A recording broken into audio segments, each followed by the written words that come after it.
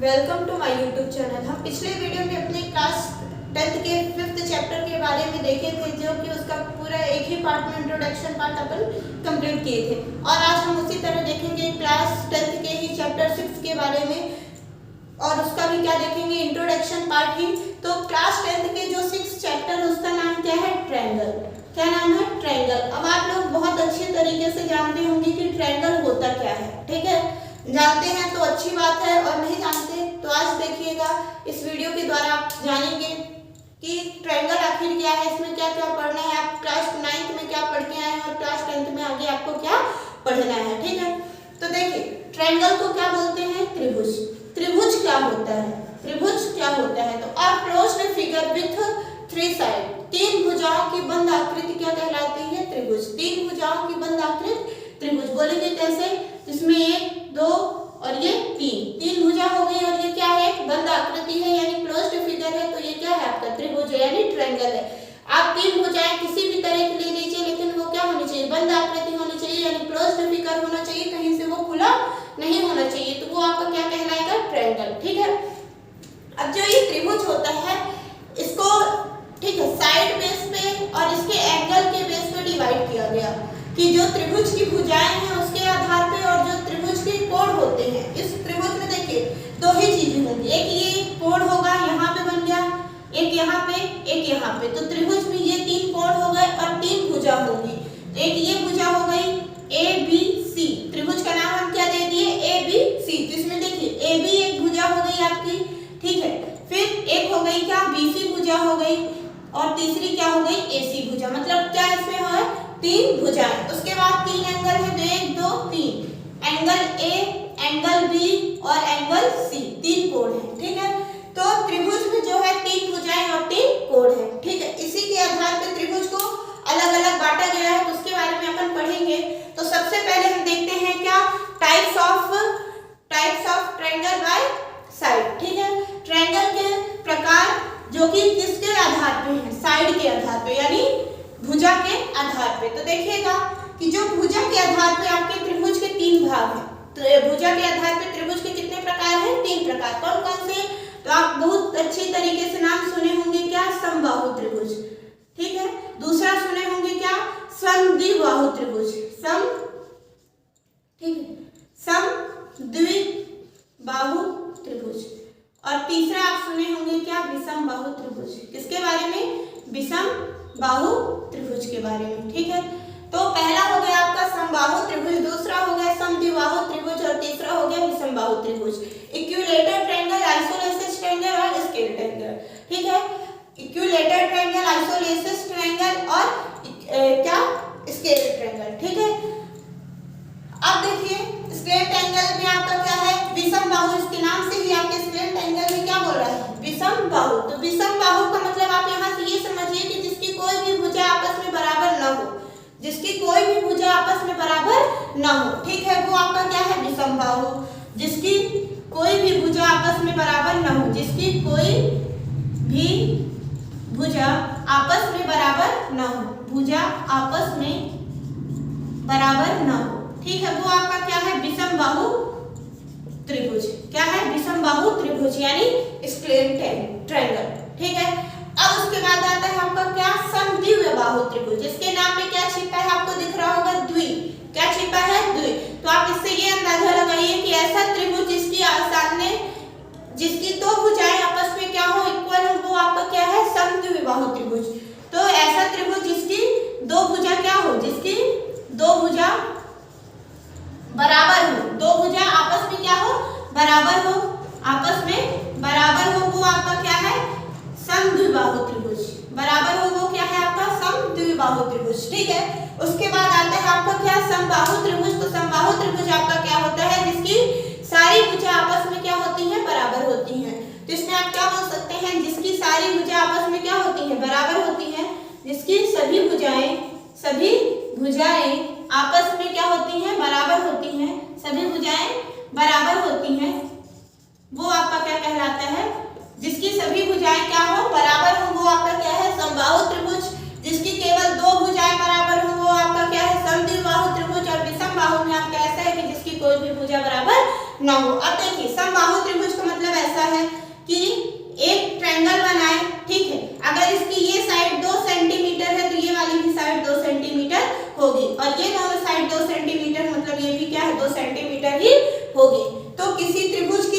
भुजाएं आपस में बराबर है, मतलब क्या है, आइसोलेसिस ट्रायंगल है यानी समबाहु त्रिभुज है। ठीक है, जिसकी प्रत्येक भुजा आपस में बराबर होती है वो क्या कहलाता है आपका आइसोलेसिस ट्रायंगल यानी समबाहु त्रिभुज। उसके बाद आता है आपका क्या, समद्विबाहु त्रिभुज। तो समद्विबाहु त्रिभुज आपका कुछ ऐसा होगा, मान लीजिए ये 3 सेंटीमीटर है तो ये भी कितना होगा 3 सेंटीमीटर, लेकिन ये जो है आपका ये कितना होगा 4 सेंटीमीटर, 5 सेंटीमीटर, 2 सेंटीमीटर, कम ज्यादा कुछ भी हो सकता है। ठीक है, तो इसमें क्या है, दो भुजाएं आपस में बराबर है, ये आपका क्या है समद्विबाहु त्रिभुज। ठीक है, ये आपका इक्विलेटरल ट्रायंगल था, सॉरी ये आपका क्या था, अभी मैंने इस पे आइसोलेसिस बोला था, तो ये आपका क्या था इक्विलेटरल ट्रायंगल यानी कौन सा समबाहु त्रिभुज था। ठीक है, और ये आपका क्या है जिसमें दो भुजाएं बराबर है वो आपका क्या है आइसोलेसिस ट्रायंगल यानी समद्विबाहु त्रिभुज है। ठीक है, और अगला जो देखेंगे अपना क्या विषमबाहु त्रिभुज, तो इसमें जैसे ये 2 सेंटीमीटर है तो ये 3 सेंटीमीटर है और ये क्या हो जाएगा 4 सेंटीमीटर, जिसमें कोई भी भुजा आपस में बराबर नहीं होगी, वो आपका क्या होगा विषमबाहु त्रिभुज यानी स्केलर ट्रायंगल। ठीक है, तो ये हो गया किसके आधार पे, साइड के बेस पे जो क्या थे टाइप्स थे किसके ट्रायंगल के। ठीक है, मतलब भुजा के आधार पे जो त्रिभुज के प्रकार थे वो 3 थे, कौन कौन सा, समबाहु त्रिभुज था, समद्विबाहु त्रिभुज था और विषमबाहु त्रिभुज था। ठीक है, तो समबाहु त्रिभुज इक्विलेटरल ट्रायंगल, आइसोलेसिस ट्रायंगल और स्केलर ट्रायंगल। तो जो आपका इक्विलेटरल ट्रायंगल है यानी समबाहु त्रिभुज है उसमें क्या है, उसकी सभी भुजाएं यानी प्रत्येक भुजा आपस में क्या होगी बराबर होगी, वो आपका क्या होगा समबाहु त्रिभुज। जिसकी केवल दो भुजा आपस में बराबर होगी वो क्या होगा समद्विबाहु त्रिभुज। ठीक है, समबाहु का मतलब क्या, समान भुजाएं, वो क्या है समबाहु। इसमें बोलोगे सम तो यहाँ किया, लेकिन यहाँ पे समबाहु के अलावा द्वि जुड़ा, मतलब जिसमें दो भुजाएं आपस में क्या हो समान हो, वो क्या है आपका समद्विबाहु त्रिभुज और इसी को बोलते हैं आइसोलेसिस ट्रायंगल। ठीक है, उसके बाद आता है आपका विषमबाहु त्रिभुज, जिसकी कोई भी भुजा आपस में बराबर ना हो वो आपका क्या है स्केलर ट्रायंगल। ठीक है, तो ये आपके हो गए क्या साइड के आधार पर यानी भुजा के आधार पर त्रिभुज के 3 प्रकार। अब त्रिभुज के 3 और प्रकार होंगे किसके आधार पर, कोण के आधार पर। क्यों, क्योंकि देखिए त्रिभुज में जो होता है एक साइड होती है और दूसरी भुजा होती है, तो हम अभी भुजा के बारे में पढ़ लिए, सॉरी साइड भुजा तो सेम ही है, साइड होता है और एंगल होता है। ठीक है, तो अभी अपन साइड के बारे में पढ़े, अब किसके बारे में पढ़ेंगे, एंगल के बारे में पढ़ेंगे यानी कोण के बारे में पढ़ेंगे। तो देखिएगा कोण के आधार पर त्रिभुज के जो है 3 प्रकार है, वो कौन कौन से हैं। न्यून कोण त्रिभुज, तो न्यून कोण त्रिभुज क्या होता है, एक्यूट ट्रायंगल इसको बोलते हैं। ये किसके बेस पे है, तो एंगल के बेस पे है। ठीक है, types of triangle bye angle. ठीक है, types of triangle bye angle किसके आधार पे है ये, तो ये किसके आधार पे है, एंगल के यानी कोण के आधार पे है। तो कौन सा है, पहला न्यून कोण त्रिभुज, इसी को क्या बोलते हैं एक्यूट ट्रायंगल। ठीक है, दूसरा आपका है क्या समकोण त्रिभुज, क्या समकोण त्रिभुज, इसको अपन बोलते हैं राइट ट्रायंगल। और तीसरा है आपका क्या अधिक कोण त्रिभुज, जिसको बोलते हैं क्या ऑब्टस ट्रायंगल, अधिक कोण त्रिभुज। ठीक है, अब देखिए कि आखिर ये न्यून कोण त्रिभुज क्या होता है, समकोण त्रिभुज क्या होता है और जो आपका अधिक कोण त्रिभुज है वो क्या होता है। ठीक है, तो सबसे पहली बात कि अपन जानते ही होंगे, ठीक है आप सब जानते होंगे कि जो न्यून कोण होता है वो क्या होता है, जो 90 डिग्री से कम वाले एंगल होते हैं वो क्या कहलाते हैं न्यून कोण। ठीक है, तो न्यून कोण त्रिभुज के बारे में बात कर रहा है, तो इसमें हम ये बोल सकते हैं कि ऐसा त्रिभुज जिसकी प्रत्येक भुजा क्या हो, सॉरी प्रत्येक कोण क्या हो 90 डिग्री से कम वाले एंगल के हो। ठीक है, ऐसा त्रिभुज जिसके प्रत्येक कोण त्रिभुज, ऐसा त्रिभुज, ठीक है, ऐसा त्रिभुज जिसके प्रत्येक कोण प्रत्येक एंगल कोण कुछ भी बोलिए, प्रत्येक कोण क्या हो 90 डिग्री से कम के हो, 90 डिग्री से कम वाले हो, वही आपका क्या है न्यून कोण त्रिभुज है, वही क्या है न्यून कोण त्रिभुज है। सपोज देखिए ये मैंने एक ट्रायंगल बना दिया, इसका मान लीजिए ये एंगल कितने का है 60 का है, ये वाला एंगल भी 60 का है और ये वाला भी एंगल 60 का है। 60 का मान लीजिए कुछ भी, लेकिन क्या होना चाहिए 90 डिग्री से कम वाले एंगल होना चाहिए। तो ये 90 से कम है, ये भी 90 से कम है, ये भी 90 से कम है, मतलब ये क्या है न्यून कोण त्रिभुज है। ठीक है, फिर आपका दूसरा आता है क्या समकोण त्रिभुज, राइट ट्रायंगल। तो राइट ट्रायंगल क्या होता है कि ऐसा त्रिभुज, ठीक है, जिसका एक कोण, ऐसा त्रिभुज जिसका एक कोण कितने का हो 90 डिग्री का हो, एक कोण कितने का हो 90 डिग्री का हो। ठीक है, वो आपका क्या कहलाएगा समकोण कहलाएगा, क्या कहलाएगा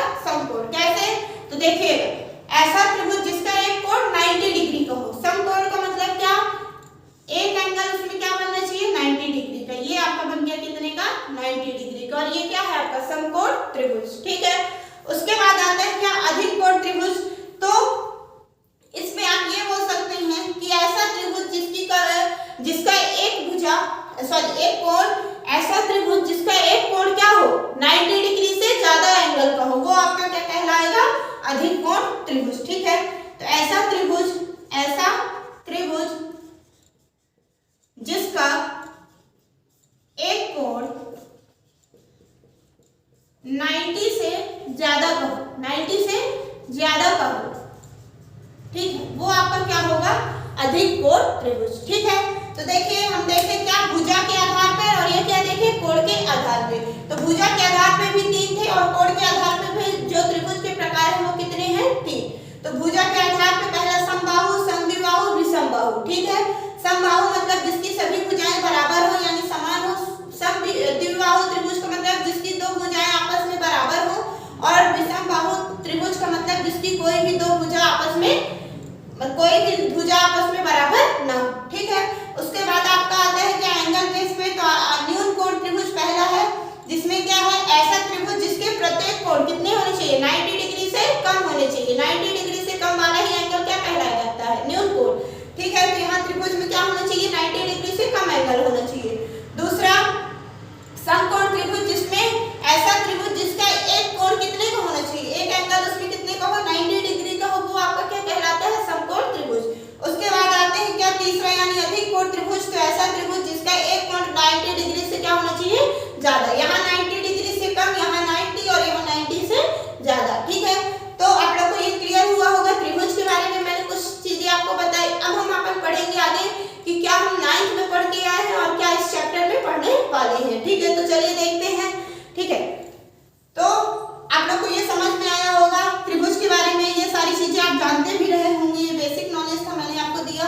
अब आगे अपन देखेंगे कि इसके बारे में और क्या चीजें पढ़नी है, इस चैप्टर में अपन को क्या पढ़ना है। ठीक है, ये चैप्टर है, इसको कैसे, इस चैप्टर में कैसे क्या चीजें सॉल्व करनी है, कौन सी थ्योरम पढ़ना है, क्या उसके बारे में अपन देखेंगे। तो देखिएगा इसमें अपन को 2 शब्द दिए गए, क्या क्या, एक है क्या समरूप और दूसरा है क्या सर्वांग सम। सर्वांग सम, एक क्या है आपका समरूप, दूसरा क्या है सर्वांग सम। ठीक है, ये आपका सिमिलरिटी और ये कॉन्ग्रुएंट। ठीक है, ये सिमिलरिटी और ये क्या है कॉन्ग्रुएंट। अब देखिए समरूप का मतलब मैं कुछ ऐसा समझूंगी कि जो सेम समान रूप वाला हो, क्या, जो समान रूप वाला हो। ठीक है, वो आपका क्या है समरूप है। और सर्वांगसम का मतलब मैं कुछ ऐसा समझूंगी कि सर्वांगसम मतलब जिसकी सभी समान मतलब भुजा भी समान हो, देखने में भी वो समान हो और मतलब मेजरमेंट में भी वो क्या हो, सेम होना चाहिए। कैसे, तो देखिएगा समरूप में 2 चीज हमेशा, डायग्राम लेंगे आप कोई भी फिगर लेंगे तो उसमें आप 2 ही चीजें देखेंगे, एक उसका क्या देखेंगे साइज, एक उसका क्या देखेंगे साइज, और दूसरा उसमें क्या देखेंगे आप शेप, यानी अमाप, इसी को माप भी बोलते हैं। ठीक है, अमाप क्या बोलेंगे, माप लिख दीजिए आप। ठीक, और दूसरा क्या है शेप यानी आकृति, शेप यानी क्या आकार बोल दीजिए, क्या आकार। ठीक है, तो पहला साइज, दूसरा शेप। ठीक है, यानी माप और आकार, 2 चीजें इसमें पढ़ेंगे। तो जो समरूप त्रिभुज होता है या समरूप कोई भी डायग्राम हो, समरूप की अभी अपन बात कर रहे हैं, त्रिभुज पे नहीं जा रहे हैं। ठीक है, तो जो समरूप होता है वो देखने में तो सेम होता है, देखने में सेम होगा, लेकिन उसका जो मेजरमेंट होगा वो मतलब इक्वल नहीं होगा या सेम नहीं होगा। बोलेंगे कैसे, तो देखिए समरूप का मतलब ये है कि इसमें समरूपता कब कहा जाएगा कि वो समरूप है, जब क्या हो, आकार क्या हो, समान हो, आकार क्या हो, एक समान। जिन 2 चीजों की आपस में तुलना करेंगे या जिन 2 चीजों में हम देखेंगे कि आपस में समान है, समरूप है कि सर्वांगसम है, तो उसमें क्या होना चाहिए, आकार क्या होना चाहिए, एक समान होना चाहिए। बट जो आपका अमाप है यानी माप है, ठीक है, माप समान नहीं होता है। ठीक है, आकार तो क्या होता है, एक समान होता है, एक समान ठीक होता है। लिख दीजिए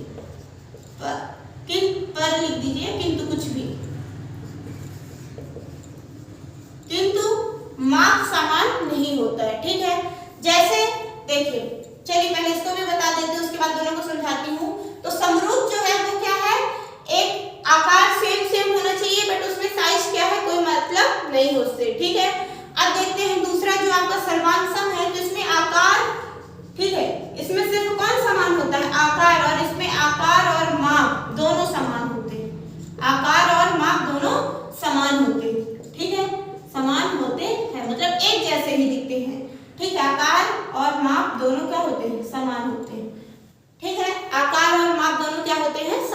हैं। तो देखिएगा कैसे।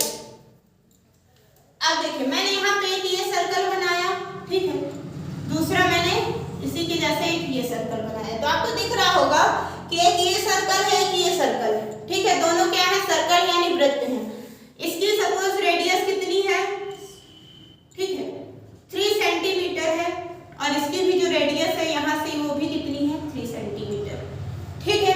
तो आपको ये दिख रहा होगा कि ये भी सर्कल था और ये भी क्या है, सर्कल ही है, यानी दोनों क्या है, वृत्त हैं। अब इन दोनों में हम ये देखेंगे कि ये दोनों समरूप है, सिमिलर है या कॉन्ग्रुएंट है, यानी सर्वांग सम है, ठीक है। तो देखिए दोनों वृत्त हैं, पहली क्वालिटी हमको किसकी मिल गई, आकार क्या है, समान है, आकार क्या है, समान है, ठीक है। अब इसमें जो माप है यानी 3 सेंटीमीटर रेडियस पे ये भी सर्कल बने और 3 सेंटीमीटर रेडियस पे ये वाला भी सर्कल बना, मतलब क्या है, माप भी इनकी क्या है, सेम है, माप भी क्या है, सेम है, ठीक है। तो जो आपका डायग्राम है यानी दोनों सर्कल है, तो इनके माप और आकार दोनों क्या है, सेम है, वो आपका क्या होगा, सर्वांग सम, क्या होगा, सर्वांग सम, ठीक है। अब इसी में आप जैसे एक मैंने ये स्क्वायर ले लिया, दूसरा मैंने ये स्क्वायर लिया, ठीक है। अब देखिए ये दोनों भी लगभग आपस में क्या है, सेम है, तो ये भी आपका क्या होगा, सर्वांग सम होगा। अब मैं ले लूं जैसे एक ये सर्कल ले रही, दूसरा ये सर्कल ले रही, ठीक है। तो देखिए इनमें से एक सर्कल आपका छोटा है, एक सर्कल क्या है, बड़ा है, एक सर्कल छोटा है, दूसरा सर्कल क्या है, बड़ा है, ठीक है। तो एक सर्कल जो छोटा है, आकार तो दोनों के सेम है, क्यों, क्योंकि दोनों क्या है, सर्कल ही सर्कल है, यानी वृत्त और वृत्त ही है दोनों, लेकिन जो इनका माप है यानी यहाँ से लेके यहाँ तक की 2 सेंटीमीटर रेडियस है, लेकिन यहाँ से लेके यहाँ तक की 5 सेंटीमीटर क्या है, रेडियस है। तो इनका आकार तो सेम है लेकिन माप सेम नहीं है, और जिसका ऐसा होता है कि आकार सेम हो परंतु माप सेम ना हो, वो आपका क्या होता है, समरूप आकृति होती है, क्या होती है, समरूप आकृति होती है, ठीक है।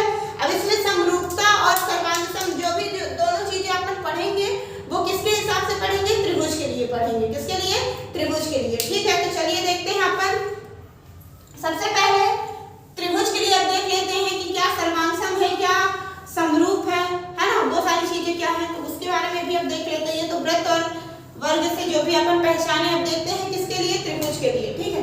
तो त्रिभुज के लिए जैसे मैंने ये त्रिभुज बनाया, ठीक है, दूसरा ये त्रिभुज बनाया, ठीक है। आपको यहाँ ये दिख रहा होगा कि दोनों त्रिभुज है, दोनों क्या है, त्रिभुज है, मतलब आकार इनका क्या है, सेम है, दोनों 3 भुजाओं की बंद आकृति है, मतलब क्या है, त्रिभुज है, ठीक है। तो इनका आकार क्या है, आपस में सेम है, बट जो इनका माप है यानी मेजरमेंट है, साइज है, वो क्या है, अलग अलग है, क्यों, ये एक छोटा और एक बड़ा है, एक छोटा है, एक क्या है, बड़ा है, ठीक है। तो ये क्या है, हमारा सिमिलर है यानी समरूप है, क्या है, समरूप है, ठीक है। जिसका आकार सेम हो बट जो माप होती है यानी साइज जो होता है वो सेम ना हो, वो आपका क्या कहलाता है, समरूप, ठीक है। और सर्वांग सम क्या होता है, जैसे ये त्रिभुज है, ठीक है, ये क्या है, त्रिभुज है, और दूसरा ये त्रिभुज है, ठीक है, और दोनों आकार में भी सेम हो और माप में भी सेम हो, ठीक है, दोनों क्या हो, सेम दिखने में भी हो और उनका जो मेजरमेंट हो वो भी क्या है, सेम ही हो, वो आपके क्या कहलाएंगे, सर्वांग सम, ठीक है, वो क्या कहलाएंगे आपके, सर्वांग सम, कॉन्ग्रुएंट, ठीक है। तो आप सर्वांग सम के बारे में क्लास 9th में पढ़ के आए हैं, ठीक है। अब आज जो अपन को चैप्टर 6 में 10th क्लास में पढ़ना है वो किसके बारे में पढ़ना है, तो समरूपता के बारे में पढ़ना है, यानी सिमिलरिटी के बारे में पढ़ना है। सिमिलर क्या होते हैं, ट्रायंगल जो होते हैं वो कैसे सिमिलर होते हैं और उनको कैसे सिमिलर बनाया जाता है, ठीक है। तो चलिए देखते हैं उनको कैसे सिमिलर बनाते हैं, ठीक है। इसके लिए क्या क्या क्राइटेरिया है उसके बारे में देखेंगे। तो देखिए हम पढ़ेंगे सिर्फ किसके बारे में कि त्रिभुज को कैसे सिमिलर बनाया जाए यानी समरूप बनाया जाए, ठीक है, त्रिभुज को जो है कैसे समरूप बनाया जाए। तो चलिए देखते हैं। तो इसके जो समरूप बनाने के लिए त्रिभुज को 3 क्राइटेरिया आपको दी गई है, ठीक है, क्राइटेरिया दी गई है, कौन कौन सी, तो पहली है आपकी एंगल एंगल एंगल, ए, दूसरी है आपकी क्या, ASA, ठीक है, तीसरी है आपकी क्या, SSS, ठीक है। 3 क्राइटेरिया आपको दी गई, ठीक है, 3 क्राइटेरिया आपको दी गई है, कौन कौन सी, AAA, SAS, SSS, ठीक है। अब देखिएगा A का मतलब क्या है, angle angle angle, angle angle angle, ठीक है। ये एस का मतलब क्या है, side angle side, side angle side, ठीक है। और जो थर्ड है इसमें क्या है, side side side, side side side, ठीक है। ये आपकी क्या है, 3 विधियां, ठीक है। क्या पता करने के लिए कि हमारा जो त्रिभुज है वो कैसे समरूप हो या समरूप में कैसे हो सकता है, ठीक है। अगर है तो कैसे है, नहीं है तो कैसे हो सकता है, ठीक है। तो सबसे पहले हम क्या देखेंगे, अपना ए यानी एंगल एंगल एंगल। तो इसमें कुछ नहीं है, इसमें देखिए समरूपता की बात करेंगे, चाहे सर्वांग समता की बात करें, आपको 2 आकृतियां लेनी ही पड़ेगी। चाहे आप समरूप की बात करें, चाहे सर्वांग समता की बात करें, ठीक है। तो आपको 2 आकृतियां लेनी पड़ेगी। मैंने ये 2 ट्रायंगल ले लिया, ठीक है। मैंने ये क्या किया, 2 ट्रायंगल लिए। अब देखिए 2 ट्रायंगल लिया, इसका नाम क्या दे दिया, ए, इसका नाम क्या दे दिया, ए, ठीक है। थोड़ा सा और दूसरे बनाते हैं, ठीक है। तो देखिएगा ये आपका ट्रायंगल एक ये है, कौन सा, ए बी सी, ठीक है। दूसरा यहाँ पे मैंने बना दिया कौन सा, पी क्यू आर, ठीक है। अब आपको इन दोनों ट्रायंगल में डिफरेंस पता चल रहा होगा। क्या डिफरेंस, कि दोनों है तो त्रिभुज, दोनों क्या है, त्रिभुज है, बट दोनों के जो साइज है वो क्या है, सेम नहीं है। तो उनको कैसे बनाया जाए, ठीक है। तो देखिए इनको हम सर्वांग तो ठीक है, जब क्या होंगे, उनके साइज भी सेम होंगी तभी मानेंगे, लेकिन समरूप इसको कैसे मानेंगे, क्या इसके नियम है, क्या है, उसके बारे में देख रहे हैं, ठीक है। तो चलिए देखते हैं। सबसे पहले अगर ए एंगल आपका क्या है, 50 का है, ठीक है। बी एंगल इसका कितने का है, 60 का है। और सी एंगल मान लीजिए कितने का ले रहा है, 70 का, ठीक है। तो यहाँ पे जो पी एंगल है वो भी कितने का है, 50 का है। क्यू एंगल 60 का है और आर एंगल 70 का है। अब आपको यहाँ पे ये दिख रहा होगा कि दोनों त्रिभुज के जो संगत कोण है, संगत कोण कहने का मतलब जैसे देखिए ये फर्स्ट नंबर का एंगल है तो ये भी फर्स्ट नंबर का इसमें एंगल है, ठीक है। ये सेकंड नंबर मान लीजिए इसको, तो ये भी सेकंड नंबर, और ये थर्ड नंबर मतलब ये भी थर्ड नंबर। ये शुरू वाला एंगल तो ये भी शुरू वाला, ये दोनों क्या हो गए, आपस में संगत कोण हो गए, क्या हो गए, संगत कोण हो गए। तो कब ये सर्वांग समता आपकी लगेगी, तो देखिए angle angle angle, angle A equal क्या है, एंगल पी है, एंगल बी इक्वल क्या है, एंगल क्यू है, ठीक है। और एंगल सी इक्वल क्या है, एंगल आर। इस पे दिख रहा है आपके तीनों जो संगत कोण है वो आपस में क्या है, बराबर है। और किसके द्वारा बराबर है, तो एंगल एंगल एंगल द्वारा। इस पे हम कह सकते हैं क्या, कि जो आपका ट्रायंगल है ए बी सी, ठीक है, समरूप है किसके, ट्रायंगल पी क्यू आर की। क्यों, क्योंकि इसके जो संगत कोण है वो आपस में क्या है, बराबर है, इसलिए, ठीक है। और ये समरूप का आपका साइन है, ऐसे बनाते हैं इसको, ठीक है। और ये किसके द्वारा है, तो आपको साइड में रीजन लिखना पड़ेगा किसके द्वारा है, एंगल एंगल एंगल के। अब इसी में एक और देखना है, ठीक है। ऐसा हो जाए कि आपके पास सिर्फ 2 एंगल हो, तीसरा एंगल आपको न दिया हो, क्या हो, सिर्फ 2 एंगल हो, तीसरा एंगल इसमें न दिया हो, ठीक है। तो जैसे आपका आ जाए क्या, angle A equal angle P, angle A equal angle P, क्योंकि यही दोनों क्या है, संगत कोण है। दूसरा angle B equal angle Q, ये दोनों आपस में क्या है, संगत कोण है। एंगल ए कितने का है, 50 का है, एंगल पी भी कितने का है, 50 का, एंगल बी 60 का, एंगल क्यू 60 का, ठीक है। तो ये आपस में दोनों क्या है, बराबर है, ठीक है। और जब 2 कोण आपस में बराबर होते हैं तब भी आपकी जो त्रिभुज है वो भी क्या हो जाएगा, समरूप होगा। तो त्रिभुज एबीसी समरूप हो जाएगा किसके, त्रिभुज पी क्यू आर के। अब किसके द्वारा होगा, तो देखिए यहाँ पे आपको तीसरा एंगल ना तो यहाँ पे दिया है सी वाला, ना तो यहाँ पे आर वाला, ठीक है। तो 2 में से कोई भी एंगल आपको यहाँ पे नहीं दिए गए हैं। और जब 2 में से कोई एंगल नहीं दिए हैं मतलब क्या, 2 ही एंगल से आपको क्या देखना पड़ेगा कि त्रिभुज आपका समरूप है कि नहीं। तो ये किसके द्वारा समरूप होगा, एंगल एंगल के द्वारा, ठीक है। फिर इसी में देखेंगे तीसरा, वो आपका क्या है, दूसरे नंबर पे आपका आएगा क्या, साइड एंगल साइड, ठीक है, एस ए एस। अब इसमें क्या देखना है, तो देखिएगा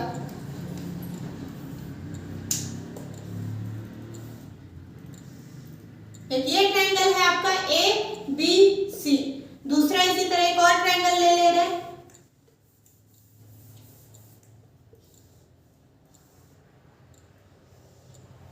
पी क्यू आर। अब देखिए यहाँ पे ए एंगल मान लीजिए कितने का है 50 का, फिर पी एंगल कितने का है 50 का। अब इसमें साइड एंगल साइड की बात किए हैं दोनों में, तो देखिए साइड ये वाली ले रहे हैं 2 की, ठीक है, ये वाली 4 की, और इधर ले रहे 6, इधर ले रहे 12, ठीक है। दोनों साइड आपस में क्या है अलग अलग है, एंगल बस सेम है। तो देखिए इसमें एक ही एंगल की बात की है इसलिए एक ही एंगल ले रहे हैं, कौन सा सिर्फ पी बस, ठीक है। और यहाँ पे ए, तो दो एंगल आपस में क्या हो गए इक्वल हो गए, मतलब क्या एंगल ए इक्वल क्या है एंगल पी। लेकिन अब साइड को कैसे देखना है, ठीक है। तो साइड के लिए याद रखिएगा जो संगत समरूप त्रिभुज होंगे उनकी जो संगत भुजाएं होंगी, क्या समरूप त्रिभुज की संगत भुजाओं का अनुपात आपस में ये क्या होना चाहिए बराबर होना चाहिए। बोलेंगे कैसे, तो देखिए ए बी है, ये वाली साइड कौन सी है ए बी, तो इसकी संगत भुजा कौन सी हो जाएगी पी क्यू, क्या होगी पी क्यू। और पी क्यू का क्या लेना है अनुपात, दोनों के बीच का क्या लेना है रेशियो। अब ए बी की वैल्यू क्या है 2, पी क्यू की वैल्यू क्या है 4, 2 1 2 2 2 4, क्या आ गया A B upon P Q equal 1/2, ठीक है। उसी प्रकार देखेंगे इसको भी, तो ए सी इसकी संगत भुजा कौन सी है पी आर, तो ये भी रेशियो में जाएगा यानी अनुपात में, तो क्या आ जाएगा पी आर अपॉन में आएगा। ए सी की वैल्यू क्या है 6 और पी आर की वैल्यू क्या है 12, तो 6 1 जा 6, 6 2 जा 12। अब आप यहाँ कह सकते हैं क्या कि A B upon P Q equal A C upon P R, ठीक है। ये दोनों आपस में भुजाएं संगत भुजाएं आपस में क्या है बराबर है, इनका अनुपात आपस में बराबर, मतलब क्या त्रिभुज जो है आपके वो सर्वांगसम हो सकते हैं। ये दोनों त्रिभुज आपस में क्या है समरूप है, कौन सा ए बी सी समरूप त्रिभुज पी क्यू आर, ठीक है। पी क्यू आर किसके द्वारा है, तो साइड एंगल साइड द्वारा, ठीक है। यहाँ पे दो आपको साइड दी गई है, पहली साइड आपकी A B upon P Q इन दोनों संगत भुजाओं का अनुपात है, और इधर भी A C upon P R ये दोनों संगत भुजाओं का अनुपात है, ठीक है। मतलब ए बी भुजा का अनुपात पी क्यू भुजा के बराबर होना चाहिए और ए सी भुजा का अनुपात पी आर भुजा के बराबर होना चाहिए। तब हम क्या कह सकते हैं कि जो त्रिभुज हमारा ए बी सी है वो त्रिभुज पी क्यू आर के समरूप होगा, और किसके द्वारा, तो साइड एंगल साइड द्वारा। अब देखिए लास्ट है आपका क्या भुजा भुजा भुजा यानी एस एस एस। अब उसमें देखेंगे, ठीक है। अब इसमें एंगल की बात नहीं किया, तो एंगल हम नहीं लेंगे, तीनों क्या लेना सिर्फ और साइड, ठीक है। तो देखिएगा साइड क्या है,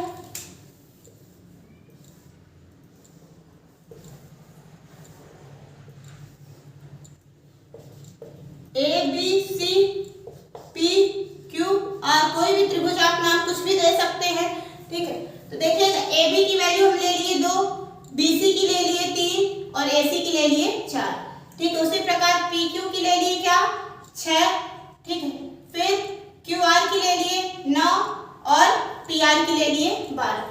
अब इसमें देखना है कि तीनों संगत भुजाओं का अनुपात क्या आपस में बराबर है। अगर तीनों संगत भुजाओं का अनुपात आपस में बराबर होगा तो दोनों त्रिभुज आपके यानी ए बी सी त्रिभुज पी क्यू आर की क्या हो जाएगा समरूप। तो देखिए उसको भी ए बी भुजा है, इसकी संगत भुजा क्या होगी पी क्यू, इन दोनों का अनुपात तो क्या आ जाएगा A B upon P Q, ठीक है।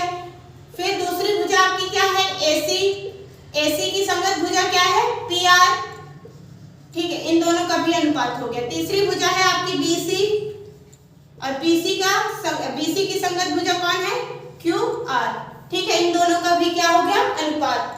अब देखिए वैल्यू रख दीजिए, तो ए बी की वैल्यू क्या है 2 अपॉन पी क्यू की वैल्यू 6, फिर ए सी की वैल्यू 4, पी आर की वैल्यू 12, फिर बी सी की वैल्यू 4, क्यू आर की वैल्यू 12, ठीक है। क्यू आर की वैल्यू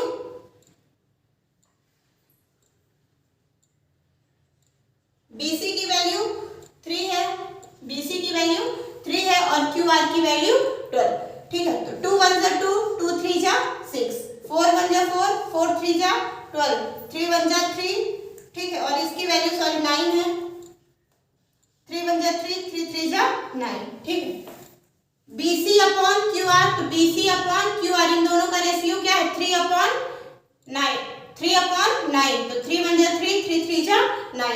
अब देखेंगे आपकी AB upon PQ 1/3, AC upon PR ये भी 1/3, BC अपॉन QR ये भी क्या है 1/3। मतलब जो तीनों भुजाएं आई हैं वो आपकी क्या है 1/3। इनके संगत भुजाओं का अनुपात क्या है 1/3। मतलब क्या हमारा जो त्रिभुज है ABC ये समरूप हो जाएगा त्रिभुज PQR के। किसके द्वारा? तो साइड साइड साइड, इसमें कहीं एंगल नहीं लिया गया है, इसलिए क्या भुजा भुजा भुजा द्वारा ये क्या हो जाएगा आपस में समरूप हो जाएगा।